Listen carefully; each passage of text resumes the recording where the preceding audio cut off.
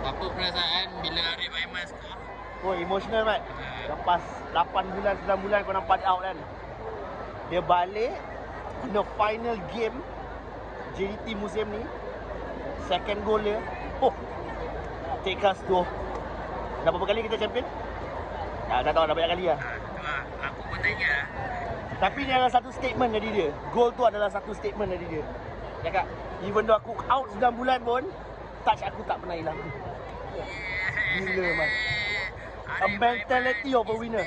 That's the mentality of a winner. More to see in the next season. Come on. Apa perasaan anda bila tengok Arif Aiman is back? Aku jagakan, aku rasa macam dia tak turun. Darah manis kan. Sekali betul dia turun lah, Mat. Game changer lah. Dapat pula PGN hadiah perkahwinan orang kata.